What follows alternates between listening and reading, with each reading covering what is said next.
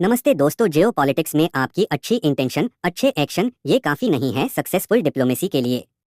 Timing भी आपके favour में होनी चाहिए।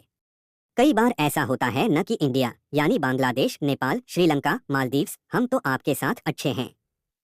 फिर आप क्यों कहते हो कि बिग ब्रदर सिंड्रोम से ग्रस्त है इंडिया, आपको इक्वल ट्रीट नहीं करता? याद है आपको? Maldives India out campaign, Bangladesh anti India campaign, Sri Lanka towards China, लेकिन अब टाइमिंग चेंज हो गई है।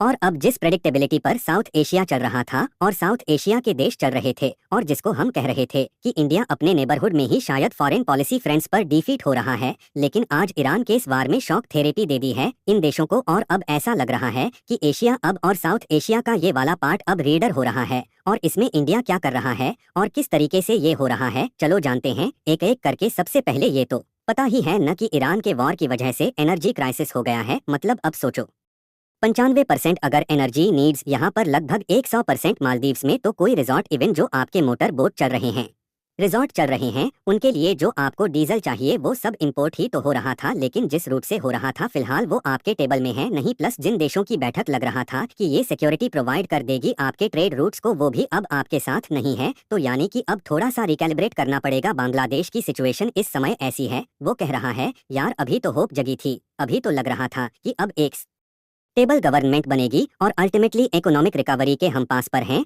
और यहीं पर ये शॉक लग गया।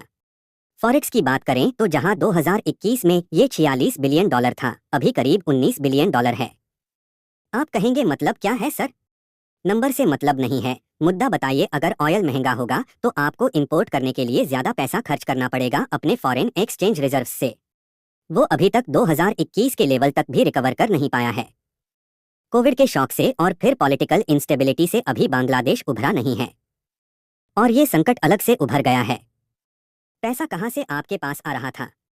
टेक्सटाइल एक्सपोर्ट से अब वो उतना नहीं आ रहा। बाकी रेमिटेंस से जो टोटल आपका इनफ्लो है रेमिटेंस का, उसमें से 50% इनफ्लो तो गल्फ से आता है, और गल्फ में इतने मिसाइल चल रही हैं, मतलब सऊदी अरबों को बिलियंस ऑफ डॉलर्स अपनी केवल अभी रिफाइनरी को सिक्योर करने के लिए खर्च करने पड़ रहे हैं। तो जाहिर सी बात है वहां से जो पैसे का फ्लो है वो कम होगा, तो फिर किस तरीके से आप अपने देश की जरूरतों को खरीदेंगे भाई, है कि नहीं? श्रीलंका कह रहा है कि बांग्लादेश से कि भैया ये दर्द तो आप हमसे पूछिए, हम तो भुक्तभोगी हैं। 2022 में हालत ऐसे हो गए थे कि हमारे यहाँ पेट्रोल डीजल के लाइन लगाकर लोग खड़े थे, लेकिन देश के पास खरीदने के लिए नहीं था। मतलब लोग पैसे लेकर खड़े हैं लेकिन खरीद नहीं पा रहे, क्योंकि देश की सरकार के पास फॉरेक्स में इतना पैसा नहीं है कि वो बाहर से इंपोर्ट भी कर ले। क्या बात है? उसके बाद क्या हुआ? राष्ट्रपति के घर में जाकर बैठ गए थे लोग, तोड़फोड़ हो गई थी। तो पॉलिटिकल इंस्टेबिलिटी दोबारा से बांग्लादेश अफोर्ड नहीं कर सकता। श्रीलंका तो ऑलरेडी पता ही है, तो $50 मिलियन के आसपास पहुंच गया था इनका फॉरेक्स, इतना कम हो गया था। पर अभी फिलहाल ये IMF का एक रिकवरी पैकेज होता है उस पर चल रहे हैं, और अभी पूरी तरह रिकवर हुए नहीं हैं। हिमाचल ने कहा इससे पहले ही आपने हमें शॉक दे दिया। तो इन देशों का सोचो क्या हो रहा है। मालदीव्स कह रहा है कि अब ये फ्लाइट्स क्योंकि कैंसिल होने लग रही हैं, तो अगर 15 से 20% का भी डेंट इनकी इकोनॉमी में आया। जैसे ही मैं फरवरी के बाद मार्च की शुरुआत की बात करता हूं, तो इनकी टूरिज्म इंडस्ट्री को आपको पता है सबसे ज्यादा डिपेंडेंस उसी पर है, उनको नुकसान हो रहा है। ऑयल प्राइस बढ़ेंगे, नाइस की बात है, ये सो इंपोर्ट पर डिपेंडेंट है तो और महंगा हो जाएगा। $7 बिलियन की इकोनॉमी है, $3.5 बिलियन का इन्फर उधार चढ़ा हुआ है, जिसमें कि चाइना मेजर प्ले कर रहा है। इसका एंगल तो अभी आगे और डिटेल में भी आने वाला है। अब इंडिया का रिस्पॉन्स देखिए बांग्लादेश के लिए।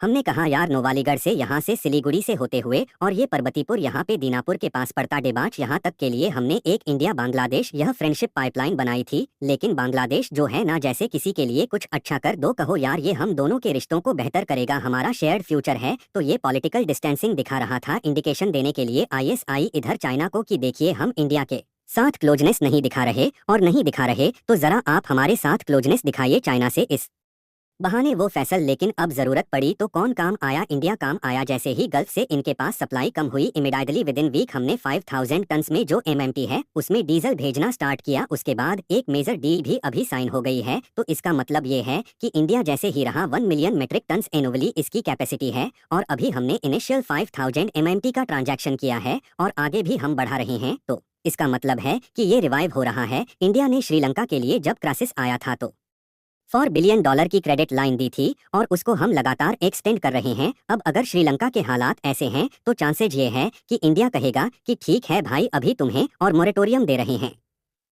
इसका मतलब ये है कि अभी तुम्हें पेबैक करने की जरूरत नहीं है, क्योंकि उससे ना तुम्हारे ऐसे हालात हो गए थे कि पहली बार श्रीलंका हिस्ट्री में ऐसा हुआ था कि आप सॉवरन जो डेट है आपके देश पर जो उधार है उसकी जो इंस्टॉलमेंट होती है वो भी पेबैक नहीं कर पा रहे थे। इंडिया समझता है, लेकिन इनका डिस्ट्रीब्यूशन नेटवर्क देखिए, उसमें सबसे बड़ा प्लेयर कौन है? लंका। आईओसी। क्या कर रहे हो? ये कौन है आईओसी? अच्छा, ऐसे नहीं समझ आ रहा आपको लंका आईओसी? अरे इंडियन ऑयल कॉरपोरेशन, जो आप अपने यहाँ पेट्रोल पंप देखते हैं, आईओसी के ही एक्चुअली सब्सिडियरी है लंका आईओसी। तो यानी कि यहाँ पर इंडिया डिस्ट्रीब्यूशन में एक अच्छा रोल प्ले कर रहा है। मालदीव्स के लिए भी हम स्टेट ओन जो हमारी चैनल्स हैं, यानी कि हमारी जो नेशनल ऑयल कंपनी है, उसके थ्रू इमरजेंसी फ्यूल सप्लाई करने का प्लान कर रहे हैं। तो यानी कि मालदीव्स को भी इंडिया सपोर्ट कर रहा है। इस फैसले पर चाइना कलिन इन्फॉर्मेशन था श्रीलंका की तरफ, तो अभी श्रीलंका को जरूरत है तो चाइना की तरफ से वो वहाँ जैसा कि 2022 में भी हुआ था। फिलहाल भी कोई आउटरीच यहाँ पर दिखने नहीं रही है। तो इस तरीके से इंडिया ने जब इनको हेल्प किया तीनों को, फिलहाल तो इंडिया ने क्या बदले में कोई कंडीशंस रखी कि क्या कोई पॉलिटिकल अपोलॉजी या फिर इनके हेड ऑफ द स्टेट की दादर इंडिया के फेवर में स्टेटमेंट्स तो तब जाकर मदद मिली, ऐसा कुछ नहीं किया। कारण क्योंकि रिश्ते रिलायबिलिटी पर चलते हैं और कई बार आप अगर गिनवाने लगे ना हर एक चीज को, तो फिर आप में और वो चाइना या वेस्टर्न पास्ट में क्या डिफरेंस रह जाएगा। तो इंडिया की स्ट्रैटेजी यहाँ पर साउंड लग रही है ना। हिंदन कोलैप्स देखते हैं, जो अभी बैकएंड की चीजें चल रही थी इंडिया के खिलाफ, वो कैसे डिसर्प्ट हो रही हैं। जो यहाँ पर एंटी इंडिया सेंटिमेंट था वो मैन्युफैक्चरर था। मैन्युफैक्चरर कैसे? जैसे पेट्रोल डॉलर इस्लामिक पाइपलाइन। इसका क्या मतलब है? बांग्लादेश में 2 से 3 बिलियन डॉलर का के आसपास का अमाउंट आता था हर साल, चूंकि अभी तो थोड़ा बंद हुआ है। क्योंकि जो बांग्लादेश का डायस्पोरा वहाँ पर है वो कैरिटेबल और इस्लामिस्ट एंगल्स से भेज रहा था, प्लस गल्फ के अपने इंस्टीट्यूशंस भेजते थे, जैसे कि सऊदी। ये गल्फ की जो मोनार्की है, जिनको पता है कि केवल ऑयल बेचकर अपना काम नहीं चलेगा, हमें सॉफ्ट पावर भी इस्टेब्लिश करनी पड़ेगी। हमें एक नैरेटिव अपने फेवर में करने की कैपेसिटी वहां पर रखनी पड़ेगी, जिससे बाकी देश इनके खिलाफ भी हम वहां पर मुहिम को मोड़ सकें, तो वो हमारे साथ नेगोशिएशन करने लगे। अरे देखो जरा, बांग्लादेश के साथ थोड़ा रिश्ते को नॉर्मलाइज करने में आप भी मदद करो न, क्योंकि आपका तो इन्फ्लुएंस चलता है, तो इन्फ्लुएंस बिल्ड करते हैं। और फिर देखो, जैसे ये फंड जो जमाते इस्लामी और ये उनका जो छात्र शिविर है, इसको बेस को बनाता रहा है। और आपको पता है जमाते इस्लामी जो है वो एंटी इंडिया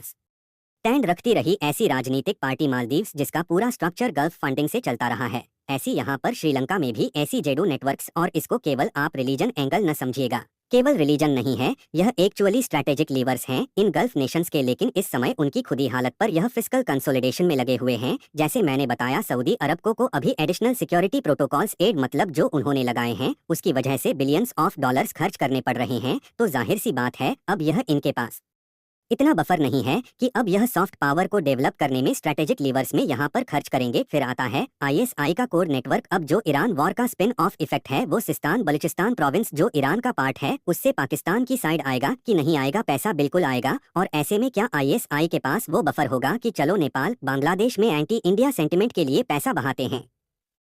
नहीं होगा। इससे पहले उन्होंने सोशल मीडिया नेटवर्क ट्रोल, मतलब ये इंडियन इंटेलिजेंस के पास डॉक्यूमेंटेड प्रूफ्स हैं, मतलब आया था आई एम डूइंग दिस। लेकिन अभी फिलहाल तो कम होगा। प्लस माइग्रेंट्स का वाइल्ड कार्ड स्टिली 2.5 मिलियन के आसपास बांग्लादेशी गल्फ नेशंस में काम कर रहे हैं। लेकिन क्या बांग्लादेश के पास इनको वहां से लाने की कैपेसिटी है? 2015 में जब यमन में क्राइसिस हुए थे, तो इंडिया ने ऑपरेशन राहत के तहत 40 से ज्यादा देशों के लोगों को वहां से निकाला था। तो इंडिया के पास, इंडियन नेवी के पास ये कैपेसिटी है। अभी भी हम ऑपरेशन ओजत सुरक्षा कर रहे हैं। तो कहने का मतलब ये है, बांग्लादेश को पता है भाई जरूरत में इंडिया काम आएगा। तो इस एंगल से भी अब बांग्लादेश एंटी इंडिया नहीं प्रो इंडिया लगने लगा है। अब देखिए तारिक रहमान की पॉलिटिक्स इससे पहले ऐसे चल रही थी। देखो, शेख हसीना प्रो इंडिया है, मैं स्ट्रैटेजिक ऑटोनॉमी लाऊंगा और स्ट्रैटेजिक ऑटोनॉमी के नाम पर इंडिया से डिप्लेस कर रहा हूँ। लेकिन अब सिचुएशन क्या है? इनका जो मेजर वोट बैंक जो रूरल फॉर एग्जाम्पल बांग्लादेश है, जहाँ पर कितने सारे जो माइग्रेंट्स अब वापस आ रहे, जो वहां पर काम कर रहे थे वापस आ रहे, वो फ्रस्ट्रेटेड है, उनकी इनकम लॉस हो रही है, उनके परिवार ही रेमिटेंसेस जो पैसा आ रहे थे उससे चल रहे थे। तो इस समय इकोनॉमी फ्रस्ट्रेशन में, क्या उनको इनकी जो पॉलिटिक्स है कि एंटी इंडिया, क्या वो चाहिए? नहीं। अब उनको चाहिए भाई हमारा है, जरा थोड़ा बिजनेस बढ़वाओ, हमारी ट्रेड को इम्प्रूव करो, एनर्जी और इन्फ्लेशन जो है वो थोड़ा मैनेज रखो, तो उसमें इंडिया काम आएगा। तो एक तरीके से पैराडॉक्स में है। अभी फिलहाल में इवैक्यूएशन कैलकुलेट्स तो मैंने आपको बताया ही है। रोहिंग्या बर्डन देखिए, ये है कॉक्स बाजार वाला एरिया बांग्लादेश का, और ये है म्यांमार का रखाइंगनरी। इस समय पर जो म्यांमार की जुंटा गवर्नमेंट है, जिसको मिलिट्री गवर्नमेंट कहते हैं, क्या कहते हो, कितना एरिया म्यांमार का उनके कंट्रोल में होगा?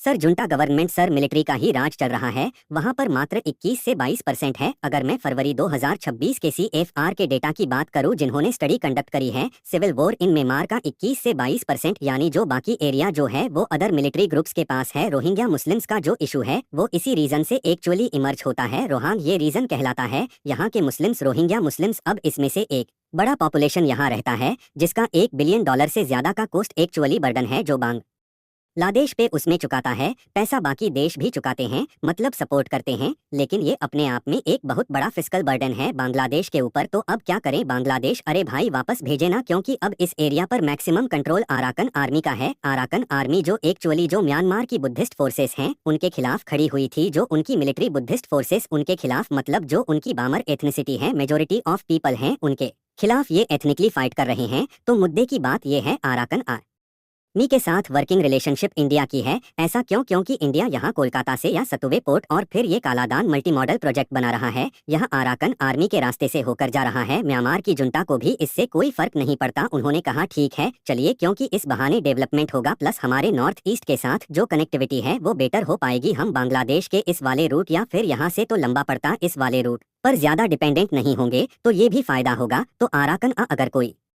होप है बांग्लादेश के पास, चाइना इसमें सपोर्ट नहीं कर रहा, तो यानी कि इंडिया यहाँ पर उनकी हेल्प कर सकता है। फिलहाल तो ये भी इस वजह से भी इंडिया इंक्लाइन है। मालदीव्स देखिए, मतलब $7 बिलियन की इकोनॉमी, $3.5 बिलियन के आसपास का इनका उधार, और ये जो प्रोमिनेंट एयरलाइन है इन्होंने कैंसिल करने शुरू कर दिए हैं ये वाले रूट, क्योंकि गल्फ वाले रीजन से होकर जाते हैं जिससे इनकी इकोनॉमी को नुकसान हो रहा है। सबसे बड़ी बात, अगर यहाँ पर कोई फ्लाइट जैसे आ रही है तो उसको फ्यूल चाहिए, एविएशन टरबाइन फ्यूल। तो एविएशन फ्यूल आप लाते कहाँ से? 100% फ्यूल आपका लगभग इंडिया से ही आ रहा है, तो इसका मतलब है उसमें भी आपको इंडिया चाहिए। चाइना के साथ जो उन्होंने अपनी पार्टनरशिप करी मुरीजो के टाइम पर भी, मालदीव्स और चाइना की पार्टनरशिप में फ्रैक्चर्स दिखाए हैं।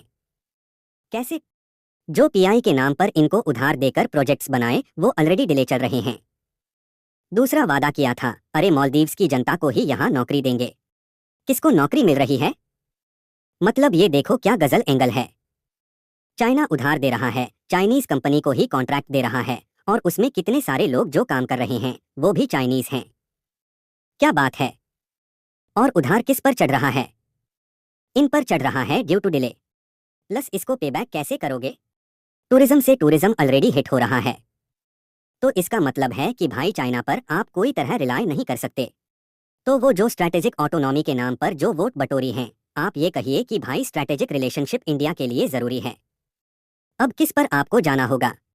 तो ऐसा लग रहा है इनके साथ श्रीलंका में जो सरकार है वो एक्चुअली लेफ्ट विंग आइडियोलॉजी को एंटी एस्टेब्लिशमेंट आइडिया से लीडर निकले हैं। एक टाइम पर तो एक्चुअली इनका जो आउटपुट था वो वायलेंस में विश्वास रखता था, लेकिन अब ठीक है moderate left wing. But point ये है कि आपको श्रीलंका को इंडिया के साथ और क्लोज करना पड़ेगा, क्योंकि आपकी रिकवरी के पास में यह जरूरी है। एग्जाम्पल देता है, अगर पर्सियन गल्फ, स्वेज वाला एरिया, रेड सी, अगर उस पर अभी रिलाय नहीं किया जा सकता तो ऐसे में कौन सा रूट आप अपनाएंगे? आप यह वाला रूट अपनाएंगे, और इसमें ये जो श्रीलंका है, श्रीलंका मतलब 5th important you can say 5 shipment hub बन सकता है। तो 60,000 के आसपास रिजल्ट एक्चुअली यहाँ से एनुअली पास हो रहे हैं। इसकी कैपेसिटी को और बढ़ाना है इनको। ऑलरेडी यहाँ पर वेस्टर्न फ्रंट पर जो एक for example Colombo West International Terminal है, चला कौन रहा है?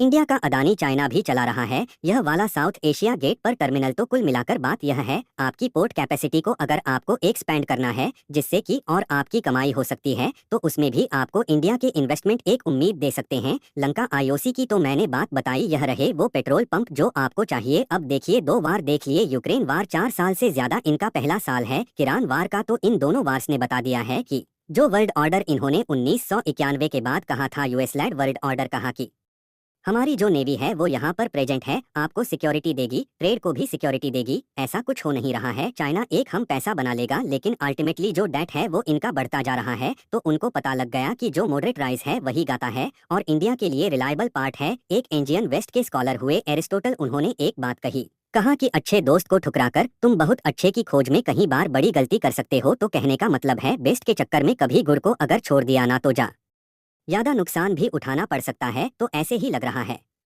इनको यहाँ पर सीख लेनी चाहिए बिल्कुल। तो कंक्लूजन के तौर पर हम यह कह सकते हैं कि ईरान वार का इम्पैक्ट साउथ एशिया के डायनेमिक्स पर पड़ रहा है, जो इंडिया लाख कोशिश कर रहा था कि ये देश हमें जरूरी माने कि भाई हम तुम्हारे खिलाफ नहीं हैं, हम पर आरोप लगा रहे थे कि यार ये बिग ब्रदर सिंड्रोम है, इक्वल ट्रीटमेंट नहीं दे रहा। तो इंडिया के अभी के ओवरचर्स कोई डिफरेंस नहीं शो कर रहे, वो हमारी फॉरेन पॉलिसी की कंटिन्यूटी शो कर रहे हैं। बट टाइमिंग चेंज हो गई है, तो रिलेशनशिप में अब थोड़ा स्वीटनेस दिख रही है। अगर सब कुछ हो गया है clear, you can mention done.